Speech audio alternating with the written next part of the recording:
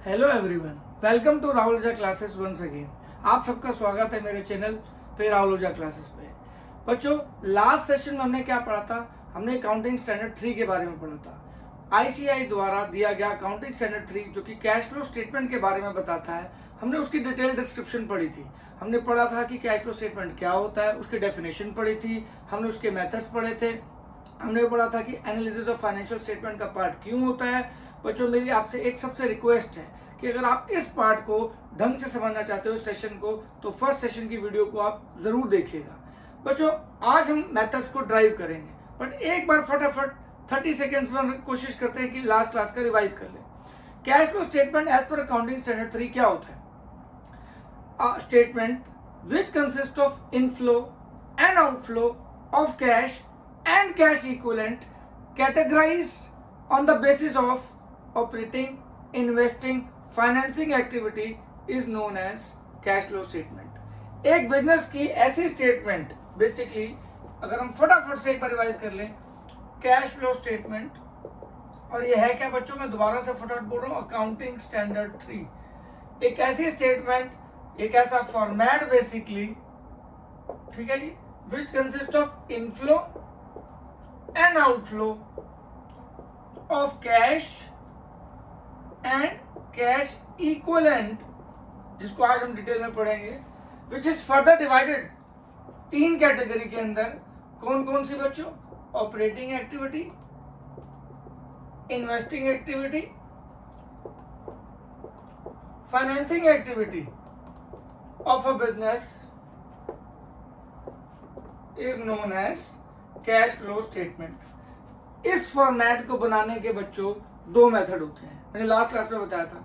मेरी आप सबसे रिक्वेस्ट है, प्लीज लास्ट सेशन को जरूर देखिएगा इस सेशन को बेटर वे में समझने के लिए। अब हम क्या करते हैं बच्चों, आज की क्लास शुरू करते हैं डिटेल में। देखो जी, आज हमने क्या करना है, इस कैश फ्लो के मेथड्स को ड्राइव करेंगे। बेसिक क्या है कि आपको मैंने क्लियरली बता रखा है कि ये एनालिसिस ऑफ फाइनेंशियल स्टेटमेंट का पार्ट है, यानी इसका सारा का सारा लिंक किससे है? फाइनल अकाउंट से, फाइनल स्टेटमेंट से है।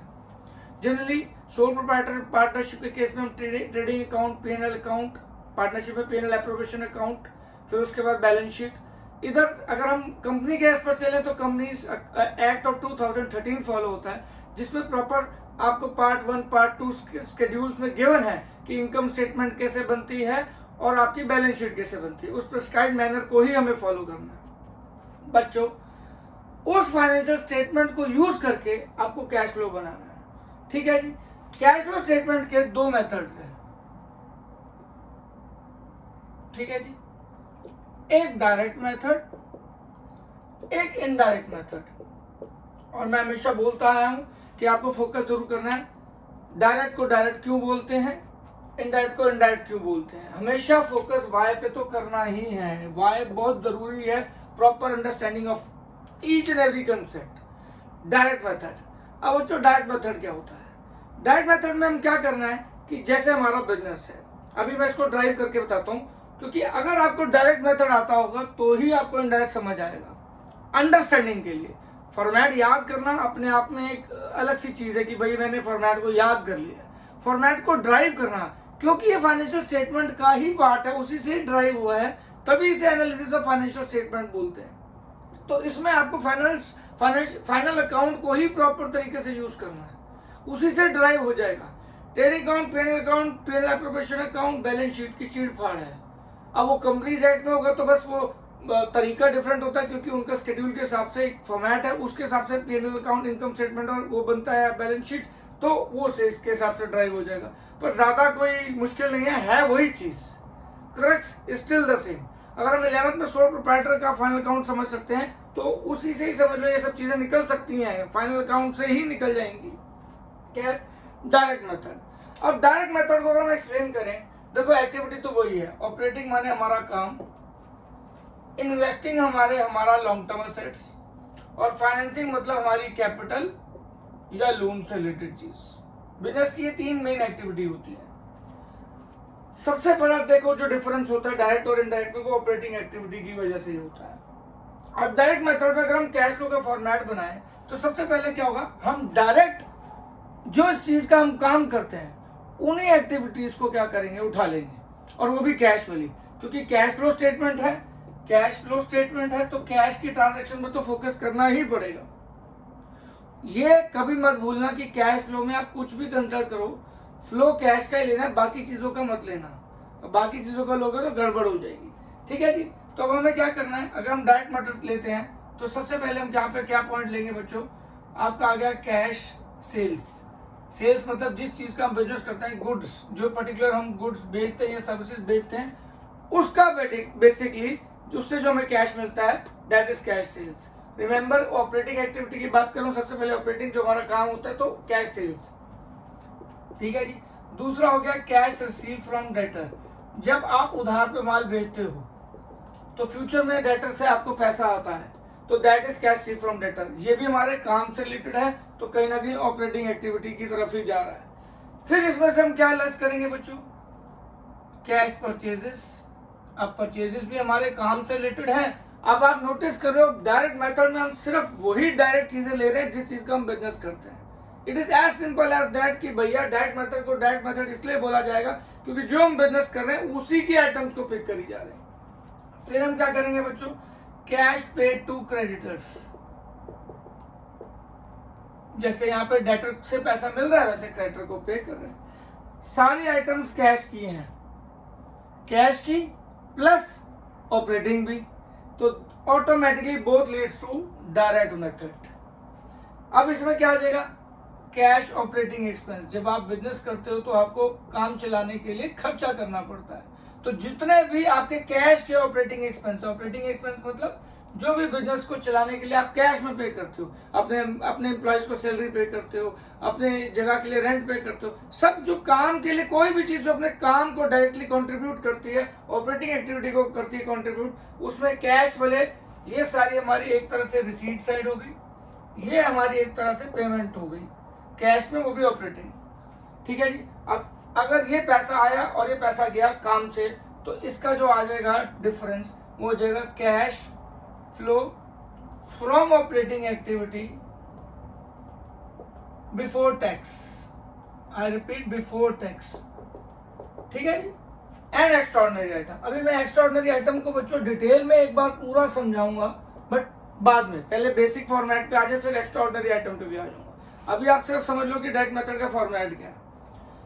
तो यहाँ पे हमने कैश रिसीट उठा ली, फिर कैश हमने जो भी अपना पेमेंट करी काम से related, cash pay to creditor, cash purchases, cash operating expenses, इन दोनों का आ गया difference, cash flow from operating activity before tax, क्योंकि ये दोनों हमारी ऑपरेटिंग ही है। अब बच्चों यहाँ पे हम क्या करते हैं, टैक्स। टैक्स भी तीन तरीके के होते हैं। एक जो हम अपने काम से कमाते हैं, इनकम टैक्स, जिसपे हमें पे करना पड़ता है। एक हम जो इन्वेस्टमेंट पे टैक्स पे करते हैं, जैसे हमने कोई एफडी करा रखी है, उस पर हम इंटरेस्ट देंगे, और उस पर हमें जो इंटरेस्ट आएगा, इनकम आएगी, उस पर जो हम टैक्स देंगे, that is called TDS, tax deductible at source. ऐसी कंपनी अब जब वो डिविडेंड देती है तो उस पर पहले सीडीटी दिया करती थी, कॉर्पोरेट डिविडेंड टैक्स, अब डीडीटी, डिविडेंड डिस्ट्रीब्यूशन टैक्स। लगातार टैक्स में अमेंडमेंट आती रहती है, टैक्स के चेंजेस आते रहते हैं। वैसे टैक्स भी अलग अलग किस्म के होते हैं। तो ऑपरेटिंग एक्टिविटी में से ऑपरेटिंग वाला टैक्स लेस होगा, इन्वेस्टिंग एक्टिविटी में से इन्वेस्टिंग वाला टैक्स लेस होगा, और फाइनेंसिंग वाली एक्टिविटी में से फाइनेंसिंग वाला टैक्स लेस होगा। तो यहाँ पे हम जो लेस करेंगे टैक्स, वो कौन सा होगा, इनकम टैक्स, क्योंकि बिजनेस से जो हमने इनकम कमाई होगी उस पे टैक्स जो पे किया वो आ जाएगा। तो यहाँ आ जाएगा माइनस इनकम टैक्स पेड। ठीक है जी। और फिर ये आपका क्या हो जाएगा, cash flow after income tax but before extraordinary item. यहाँ पे मैं प्लस और माइनस एक्स्ट्राऑर्डिनरी आइटम लिख रहा हूँ, ये मैं आपको थोड़ा बाद में एक्सप्लेन करूंगा फॉर्मेट में, अभी सिर्फ बता रहा हूँ। एक्स्ट्राऑर्डिनरी आइटम को मैं अलग से पूरा एक 10 मिनट दूंगा एक्स्ट्राऑर्डिनरी आइटम को, ताकि आपको उसको बेटर वे में समझ आए। अभी के लिए आप सिर्फ इतना समझिए कि क्या डायरेक्ट मेथड की स्टार्टिंग है, और जो इनका नेट हो जाएगा वो क्या आ जाएगा, net cash flow from operating activity. तो बच्चों this is starting of direct method, cash flow statement का डायरेक्ट मेथड। अभी हम इसी को आगे कंटिन्यू करेंगे बच्चों, और वो कैसे होगा अब जरा डिटेल में समझना, क्योंकि अगर डायरेक्ट मेथड क्लियर हो गया तो आपको ट्रस्ट में इनडायरेक्ट मेथड और बाकी चीजों में कैश फ्लो में कोई दिक्कत नहीं होने वाली है। इतना मुश्किल नहीं है, बस फॉर्मेट बना क्यों है, कैसे बना, और जिसने बनाया ऐसा क्या चीज दिमाग में रख के बनाई है, अगर हम वो समझ लें तो cash flow statement is not a big thing. चलिए शुरू से करते हैं। अगर हम डायरेक्ट मेथड से कर रहे हैं, हम क्या एक्सप्लेन कर रहे हैं, डायरेक्ट मेथड। अब मैं आपको पूरा एक्सप्लेन करने वाला हूँ, पूरा मीन्स इन्वेस्टिंग और फाइनेंसिंग को साथ कवर करके चलूंगा। तो सबसे पहले क्या आ गया बच्चों आपका, कैश सेल्स, दूसरा कैश रिसीव्ड फ्रॉम डेटर, ठीक है जी, minus cash purchases minus cash paid to creditors minus आपका आ गया कैश ऑपरेटिंग एक्सपेंसेस। मेरी राइटिंग पे प्लीज बच्चों ज्यादा जोर मत दीजिएगा, जो मैं बोल रहा हूँ उस पर अगर आप जोर देंगे तो आपको खुद ब खुद समझ आना शुरू हो जाएगा। साथ साथ लिख भी सकते हैं जो मैं बोल रहा हूँ अपनी नोटबुक के अंदर, ठीक है जी। ये आ जाएगा आपका, क्या आ जाएगा बच्चों, cash flow from operating activity before tax and extraordinary item. Extraordinary item में मैं स्टार लगा रहा हूं, इसको मैं आपको डिटेल में समझाऊंगा। इसके बाद हम क्या करेंगे बच्चों, माइनस इनकम टैक्स पेड। मैंने आपको बताया टैक्स भी अलग अलग किस्म के होते हैं, बट आपको यहाँ पे जो अपनी ऑपरेटिंग एक्टिविटी से इनकम कमाई हुई है वो टैक्स पे करना है, ठीक है जी। क्योंकि ये देखो, ये एक तरह का इनफ्लो हो गया, ये सारे एक तरह का क्या हो गए, आउटफ्लो हो गए, और ये सारा बेसिकली किससे रिलेटेड है, ऑपरेटिंग से ही है। Not a big deal guys, only cash, काम से रिलेटेड, टैक्स पे किया, और प्लस माइनस यहाँ पे मैंने आपको बोल दिया एक्स्ट्राऑर्डिनरी आइटम लिख दिया, और फाइनली आपका क्या बन जाएगा, net cash flow from operating activity, ठीक है जी। अब net cash flow from operating activity आ गया। अब इसके बाद क्या करेंगे बच्चों, ये हमारा मान लो हो गया ए पॉइंट, क्योंकि 3 एक्टिविटी है, ऑपरेटिंग, इन्वेस्टिंग, फाइनेंसिंग। फिर उसके बाद हम नेट निकालेंगे। अब ए हो गया हमारा, ए किसको रिप्रेजेंट कर रहा है, net cash flow from operating activity को। अब आ जाए इन्वेस्टिंग एक्टिविटी को, तो उसके लिए हमें क्या करना है बच्चों, सिंपल लॉन्ग टर्म एसेट से डील करना है। तो अभी इजी, मैं आपको कोई बहुत बड़ा फॉर्मेट नहीं करा रहा, एक बार बेसिक मकसद समझ आ गया तो आप क्या करना, जो भी आपकी आइटम बुक्स में गिवन है उनको रिलेट कर लेना। वो ऑपरेटिंग से रिलेटेड है तो ये ट्रीटमेंट होगा, इन्वेस्टिंग से रिलेटेड है तो ये ट्रीटमेंट होगा, और अगर फाइनेंसिंग से रिलेटेड है तो ये ट्रीटमेंट होगा। यानी कोई फॉर्मेट याद करने की जरूरत नहीं, कुछ चीजों को याद करने की जरूरत नहीं। अगर आप बेसिक लॉजिक समझ जाते हो तो आप खुद फॉर्मेट बना के उस चीजों को डाल सकते हो, डिपेंडिंग अपॉन आपकी नॉलेज कितनी है उस पर्टिकुलर टॉपिक पे या उस पर्टिकुलर हेड पे। तो यहाँ पे क्या हो जाएगा, परचेज ऑफ, मैं मशीनरी ले लूं, ठीक है जी, परचेज ऑफ मशीनरी ले लूं, तो ये मेरा आउटफ्लो हो गया। यहाँ पे मैं सेल ऑफ बिल्डिंग ले लूं, ठीक है जी, ये मेरा क्या हो जाएगा, इनफ्लो। लॉजिक सिंपल है, जितने इनफ्लो ऐड होंगे जितने आउटफ्लो है वो लेस होंगे। यहाँ पे भी हमने इनफ्लो को ऐड कर रखा है और आउटफ्लो को लेस कर रखा है, तो यहाँ पे भी यही है।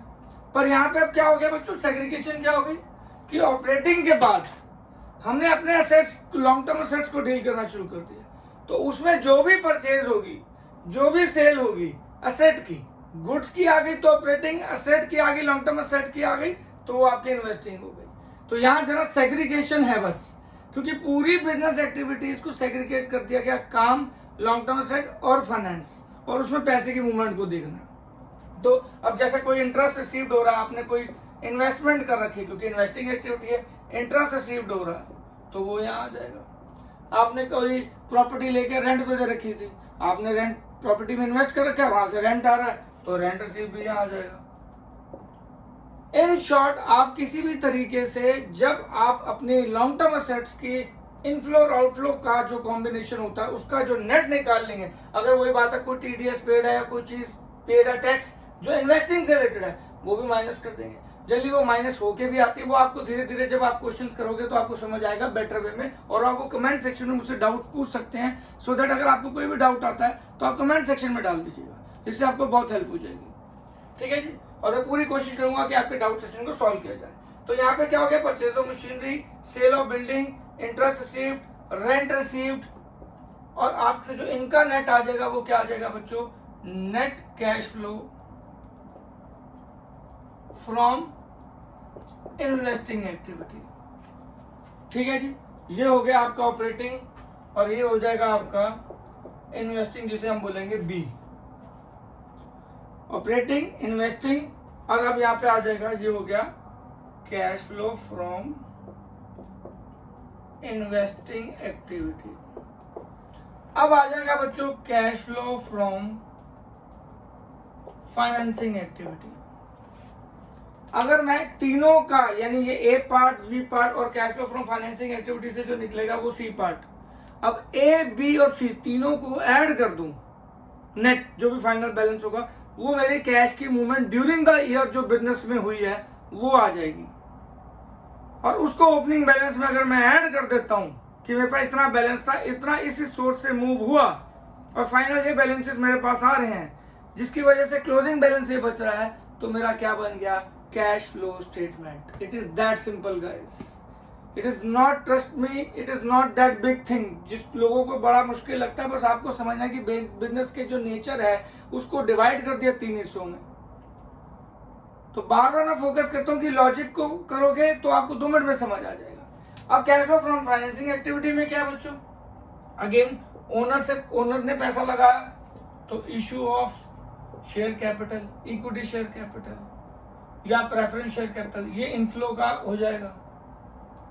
ठीक है जी, क्योंकि पैसा आ रहा है, बिजनेस के पास तो पैसा आ रहा है, और अगर कोई हमने लोन लिया तो इशू ऑफ लोन, लोन के साथ हम डिबेंचर भी लिख देते हैं बच्चों, डिबेंचर भी एक तरह का लोन ही होता है। अब यहाँ पे इंटरेस्ट पेड, जो भी फाइनेंसिंग से रिलेटेड आइटम है, जो भी फाइनेंसिंग से रिलेटेड आइटम है, डिविडेंड पेड। ठीक है जी, ऑपरेटिंग काम हो गया, लॉन्ग टर्म एसेट कौन सा हो गया, इन्वेस्टिंग। तो जो भी हमारे एक बिजनेस के फाइनेंस, कोर फाइनेंसिंग से रिलेटेड आइटम है, उसका इनफ्लो, ये इनफ्लो हो गया, इनफ्लो हो गया, ये इनफ्लो हो गया, आउटफ्लो हो गया, आउटफ्लो हो गया, रिडम्पशन ऑफ डिवेंचर। ठीक है जी, इसमें बच्चों ऐसी बहुत सारी आइटम्स हैं जो इसमें कवर नहीं करके बता रहा मैं फॉर्मेट में, बट वो आपको ग्रेजुअली समझ आ जाएंगी अगर वो आपको निकालनी आ गई, जैसे premium on redemption of debenture, ऐसी बहुत सारी आइटम, पर उसके लिए टेक्निकली उसका मीनिंग पता होना चाहिए। तो रादर देन फॉर्मेट याद करने के बजाय इसका कोड समझ लो, उसके बाद जैसे जैसे आप क्वेश्चन समझोगे उसमें एक नए नए हेड्स आएंगे, उस नए हेड्स को आपको क्या करना है, बेसिक जज करके देखना है कि वो ऑपरेटिंग से रिलेटेड है, इन्वेस्टिंग से रिलेटेड है और फाइनेंसिंग से रिलेटेड है, और उसी के बेसिस में उसको वहां डालना है। फिर इनफ्लो है या आउटफ्लो है, कैश से लिंक्ड है भी या कैश से लिंक्ड नहीं है, इट इज दैट सिंपल। अगर इतनी बातों का ध्यान रख लोगे तो आपका ये कुछ भी नहीं है कैश फ्लो स्टेटमेंट। और अगर इसका डिफरेंस ले तो ये क्या आ जाएगा, net cash flow from financing activity, जिसे हम सी बोल देते हैं। अब जनरली बच्चों ये क्या है, देखा जाए, मैं अगर आपको यहाँ पे एक्सप्लेन करने की कोशिश करूं इस बॉक्स में, तो ये ओपनिंग बैलेंस, क्योंकि आपको 2 साल के बैलेंसेस गिवन होंगे, जनरली एक ही साल के बैलेंस गिवन होंगे, opening balance and closing balance. हम 2 साल इसलिए बोल रहा था क्योंकि लास्ट ईयर की बैलेंस शीट गिवन होती है और इस साल की बैलेंस शीट के बैलेंस गिवन होते हैं। अब भैया लास्ट ईयर की बैलेंस शीट इस साल का ओपनिंग का काम करता है, तो आपको ओपनिंग बैलेंस किसका लेना है, of cash and cash equivalent. Cash equivalent में मैंने आपको बताया था, कैश आता है, बैंक आता है, मार्केटेबल सिक्योरिटीज आती है जो आप जल्दी बिल्कुल विदिन अ वीक आप बेच सकते हो, एक तरह से रेडी कैश ही होता है।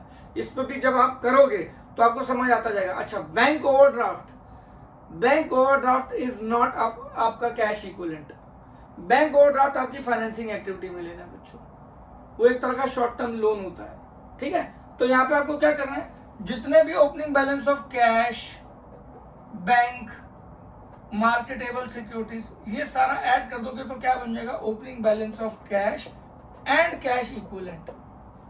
अब इसमें आपको क्या करना है, यानी इतने पैसे आपके पास थे, अब क्या करना है, in short A plus B plus C, यानी कि A plus B plus C. A हो गया cash flow from operating activity, B हो गया cash flow from investing activity, C हो गया cash flow from financing activity. During the year आपके पास कितने कैश की पेमेंट आई है या आपने रिसीव करी है, नेट इनफ्लो और आउटफ्लो रिसीव और paid by business during a particular year, ये आपका ए प्लस बी प्लस सी होगा।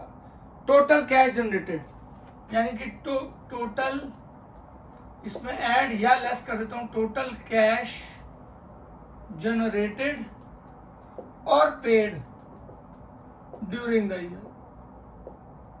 ठीक है जी भाई, ओपनिंग बैलेंस मान लो आपके पास 100 रुपए था एग्जाम्पल, और during the year investing financing और आपका ऑपरेटिंग इन्वेस्टिंग फाइनेंसिंग से आपके पास 50 रुपए आया प्लस माइनस करके, तो ये किसके इक्वल होना चाहिए, closing balance of cash and cash equivalent. वो यही लेना है, कैश, बैंक और मार्केटेबल सिक्योरिटीज।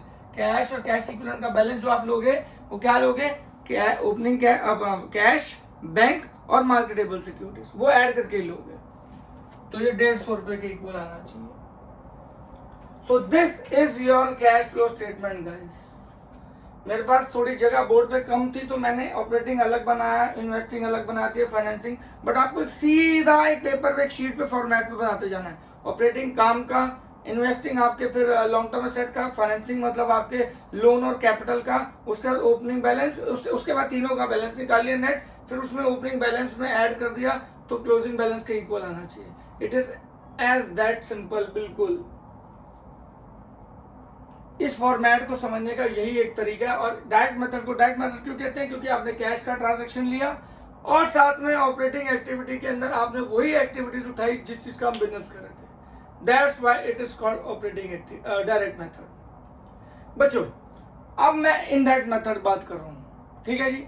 इनडायरेक्ट मेथड को एक्सप्लेन करने के लिए डायरेक्ट मेथड बहुत अच्छे से एक्सप्लेन कर दिया मैंने, तो आप पहले इसको उतार लो, समझ लो, ठीक है जी। अगर फिर भी आप चाहते हो फॉर रेफरेंस तो मैं अगर इसको पेपर में उतारूं या आप अपनी बुक से देख सकते हो, आपको फॉर्मेट गिवन हो जाएगा, गूगल पे भी अवेलेबल होगा कि बेसिक फॉर्मेट आपका यही है, इसी सीक्वेंस पे उतार रखा है। बस ऑपरेटिंग, इन्वेस्टिंग, फाइनेंसिंग, फिर ओपनिंग बैलेंस और कैश, कैश इक्विवेलेंट के अंदर जो ये तीनों का नेट बैलेंस ऐड कर दिया, तो उसके बाद वो क्लोजिंग कैश के इक्वल आना चाहिए। एक बात और मैं आपको बोलूंगा, जैसे आप कंफ्यूज मत होना, ये हो सकता है आपका जैसे पॉजिटिव आ जाए, ये पॉजिटिव आ रहा है इसका मतलब हमें कैश रिसीव्ड हुआ, हो सकता है इन्वेस्टिंग में हमने परचेज ज्यादा की करी हो, तो ये माइनस, माइनस को हम ब्रैकेट से शो करते हैं। तो याद रखना यहाँ पे जो भी चीज आपको ब्रैकेट से शो की जाएगी वो माइनस में होगी, यानी वो हमने पे, यानी वो आउटफ्लो ज्यादा हो रखा है, इनफ्लो कम हो रखा है। तो यहाँ पे मान लो अगर ये आ गया 20, तो इसका मतलब ये है कि 100 रुपए का, ये ब्रैकेट नहीं है बच्चों, पॉइंट टू बी नोटेड, यानी कि 100 रुपए का इनफ्लो ऑपरेटिंग एक्टिविटी से कमाया और आउटफ्लो जो हुआ इन्वेस्टिंग एक्टिविटी से 20 रुपए का है, तो नेट अगर मैं इन दोनों का निकालूं तो 80 रुपए का इनफ्लो हमारे हाथ में आया। इसलिए ये एनालिसिस ऑफ फाइनेंशियल स्टेटमेंट में बहुत यूजफुल है बच्चों, बहुत ज्यादा। क्यों? क्योंकि हमें हर एक चीज का सोर्स मालूम है, हर एक चीज की बेसिकली एक इम्पैक्ट मालूम है कि किस वजह से कैश आ रहा है, क्यों आ रहा है और बिजनेस पे उसका क्या फर्दर इम्पैक्ट है। That's this is also useful in analysing of financial statement. पूरे बिजनेस के कैश की आपकी जानकारी आपको मिल जाती है इस एक स्टेटमेंट से, ठीक है। तो बच्चों आई होप आपको डायरेक्ट मेथड अच्छे से समझ आ गया होगा। इनडायरेक्ट मेथड को मैं नेक्स्ट सेक्शन में, नेक्स्ट पार्ट में आपको भेजूंगा। तब तक के लिए नमस्कार, जय हिंद, टेक केयर।